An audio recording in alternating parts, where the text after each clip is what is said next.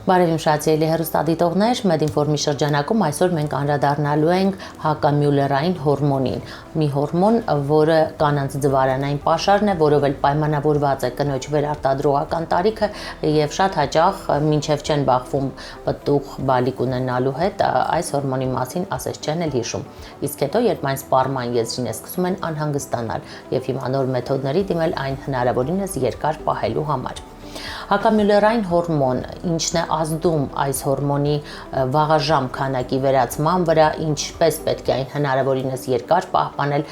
եւ սրա հետ կապված այլ մանրամասների շուրջ սիրով զրուցելու եմ գինեկոլոգ ռեպրոդուկտոլոգ Լուիզա Մելիքսեթյանի հետ։ Բարև բժշկուհի։ Բարև։ Շնորհակալ եմ, որ Medinform-ի հյուրն եք։ Սիրով։ Եվ այսպես այս հորմոնի կարևորությունը կնոջ կյանքում կարելի է ասել առաջնային կարևորությունի շատ ընդգծված է։ Սկսենք թե ինչպես է այն առհասարակ քանակը դրա ինչով է պայմանավորված, որն է համարվում դրա ամենաակտիվ լավ քանակ ունենալու տարիքը եւ մինչեւ որ տարիքն է այն ակտուալ, խնդրեմ։ Սովորաբար մեր համար, ռեպրոդուկտոլոգների համար ամենակարևոր ցուցանիշներից մեկն է անտիմյուլեր հորմոնի հետ կապված մեր աշխատանքը ավելի հստակ է ստացվում։ Ստացվում է, որ անտիմյուլերի հորմոնը կարող է նվազած լինել ցանկացած պարագայում, ցանկացած տարիքի կանանց եւ աղջիկների մոտ, որը կարող է բերել բացարձակ կամ հարաբերական անպտղության։ Անտիմյուլեր ցուցանիշը հիմնականում կարող է բարձր լինել, երբ որ կա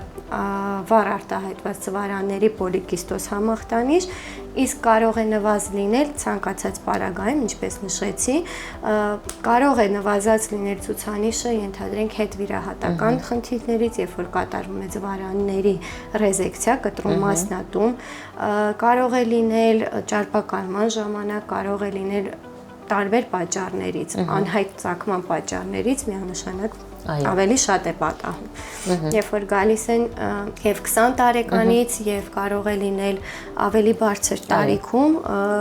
20 տարեկանների մոտ ցավոք չեն կարող հստակ բացատրություն տալ ինչի է ցածր ցուցանիշը։ Իսկ շատ է նման դեպքեր։ Այո, պատահում է։ Եվ պատճառը հայտնի չէ, ասես։ Հայտնի չէ։ Ինքը սովորաբար իր ցուցանիշը նվազելով բերում է նախակլիմակտերիկ շրջանի։ Այսինքն ձվարանները գնում են արդեն վաղաժամ դադարի։ Այո։ 20 տարեկանների։ Այսինքն ուղիղ համեմատական կա, այո, հակամյուլերային հորմոնի եւ դաշնանադադարի միջեւ։ Ուղիղ համեմատականը կա։ Մեծ տարիքում, երբ որ նվազ է լինում 39-ից 40-ից անց տարիքի կանանց մոտ, մի փոքր այդքան տագնապային չէ, քանի որ հասկանում ենք, որ բնությունը անում է իր աշխատանքը այդ փուլում։ Իսկ ավելի երիտասարդների մոտ բացատրություն դեռևս չկա, ինչի համար կարող է նվազած լինել հորմոնը։ Եթե չեն տարել վիրահատություն, եթե չեն տարել քիմիոթերապիա, եթե չեն ունեցել այլ խնդիրներ, որոնք որ կարող էին բերել դրան, մենք բացատրությունը չունենք։ Այդ ցանկացած կարգի վիրահատություն կարող է ազդել այս հորմոնի նվազման վրա։ Ցանկացած կարգի հիմնականում ոչ, միայն փոքր կոնքում կատարված ռեզեկցիաների, երբեմն կիստեկտոմիաների դեպքում կարող է լինել, հիմնականում կարող է ազդել, եթե լինում է ձվարանի մասնատում, ռեզեկցիա կամ կիստաների պատճառով կամ այլ խնդիրների պատճառով։ Այո, հակամյուլերային հորմոնի կտրուկ նվազման դեմ կամ պայքարի միջոցներ հնարավոր է այն կանգնեցնել։ Ցավոք դրտի դեռևս հստակ մեխանիզմ պայքարելու համար նվազման դիմաց դեռ չկա։ Այո,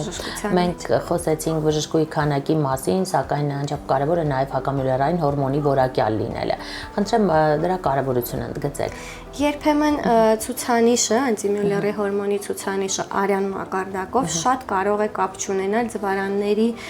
պաշարի հետ, այսինքն որոշ դեպքերում, եթե կա կոնկրետ ցուցանիշի նվազ լինելը արյան մեջ, մենք պարտադիր կերպով ստուգում ենք նաև ձվարաններում անտրալ ֆոլիկուլների քանակը,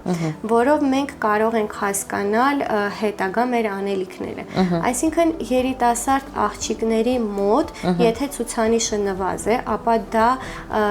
պետք է հաշվել նաև ձվարաններում ֆոլիկուլների քանակով, անտրալ ֆոլիկուլների քանակով։ Եվ երբեմն ցածր ցուցանիշով, բայց ավելի բարենպաստ պայմաններով աղջիկները առանց արտամարմնային բեղմնավորման կամ այլ միջամտությունների կարող են անգամ ինքնուրույն հղի անալ։ Մենք այդպիսի դեպքեր շատ ենք ունեցել։ Պատահականության սկզբունքով եւ ինչ որ չափով բնության պայքարի սկզբունքով, որովհետև ձվարանների pašարը եւ ցուցանիշը միգուցե չեն աշխատում իրար հետ, համակցված չեն։ Իսկ այն կանայք, ովքեր տարիքով ավելի 30-ից 32-ից 35-ից բարձր են, նման կանանց մոտ ավելի տագնապային պետք է լինի ցուցանիշի նվազ լինելը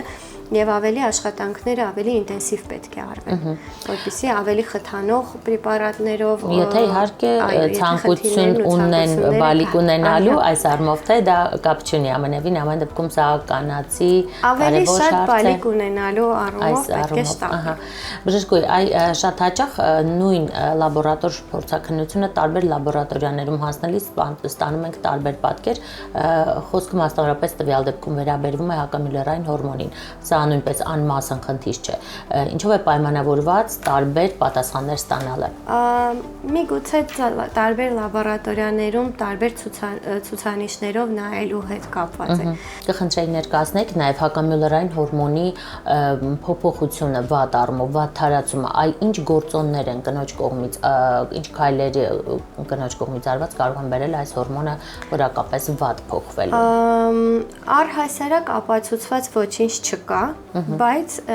պրակտիկ շրջանում, երբ որ աշխատում ենք, տեսնում ենք, որ շատ կարող է նպաստել ծխախոտի օգտագործումը, ալկոհոլը, անքնությունը, ճարպակալումը, այդ ամբողջը կարող է նպաստել ցուցանիշի վատթարացմանը, ինչպես նաև ստրեսն է։ Այո, իսկ այս դեպքում որակապես տուժած, ասենք, ձվաբջիջներով կամ այս հորմոնի որակապես տուժած լինելու դեպքում ինչ հղիություն է սպասվում եւ կամ առհասարակ սպասվում է հղիություն թե ոչ։ Հղիության սպասվելը շատ հարաբերական է։ Ամենավատ դեպքում վատ ցուցանիշով երիտասարդ աղջիկներն էլ կարող են հղիանալ եւ ամենավատ դեպքում 40-42 տարեկան կանայք էլ կարող են հղիանալ։ Դա էլ է շատ հարաբերական։ Ես իմ պրակտիկայում շատ ծայրահեղություն դեպքեր ունեմ։ 42 տարեկանում ունեցել եմ արտամարմնային բեղմնավորման փորձ, սաղմիկները պահված են կլինիկայում, կինը հղիանում է ինքնուրույն, ցածր անտիմյուլերի մակարդակով։ Եվ ունեցել եմ նաև աղջիկներ 20-ից բարձր տարիքի, որոնց նույնպես պլանավորված տարել ենք դեպի արտամարմնային բեղմնավորման, քանի որ էլի ունեցել ենք անտիմյուլեր հորմոնի նվազ ցուցանիշ, աղջիկները էլի հղիացել են ինքնուրույն։ Դեպքերը շատ տարբեր են, ինչպես բժշկության ցանկացած պարագայում, մեր պարագայում նույնպես։ Այո, իսկ այ որակապես շատ ավելի ցածր ցուցանիշով փորձեր ենք ունեցել արտամարմնային բեղմնավորման, հղիություն չի եղել, անցնում ենք արդեն դոնորական ձվաբջիջ ծրագրի։ Այո, իսկ եթե հակամյուլերային հորմոնը նաև իր որակով աչքի չի ընկնում, այս դեպքում կխնդրեի հետևանքները ներկայացնեիք, այն ինչ տեղի կունենա։ Հետևանքը ուղղակի պետք է հետևողական լինել, այսինքն պայքարել ամեն դեպքում, ամեն փորձը, ամեն ամիս, ամեն ցիկլի փորձը դա կարող է լինել մեկ շանս։ Պայքարելու համար ուղղակի պետք է շատ փորձել եւ ամեն տարբերակով փորձել եւ սեռական ճանապարհով եւ սերնավորման եւ ամենակարևորը, որը որ համարվում է ավելի հիմնավորված նպաստող միջամտություն, դա արտամարմնային բեղմնավորումն է։ Շնորհակալ եմ հետաքրքիր ինֆորմացիայի եւ հարցազրույցի համար բժշկուհի, հարգելի հեռուստադիտող, շնորհակալ եմ նաեւ ձեզ ուշադրության համար այս կարևոր հորմոնի, հակամյուլերային հորմոնի մասին ես զրուցեցի գինեկոլոգ, ռեպրոդուկտոլոգ Լուիզա Մելիքսեթյանի հետ։ Այսօր այսքանը, գրեք մեզ ձեզ հետաքրքրող հարցերի շուրջ եւ մենք անպայման կանդրադառնանք դրանց Medinform-ի շրջանակում կհանդիպենք։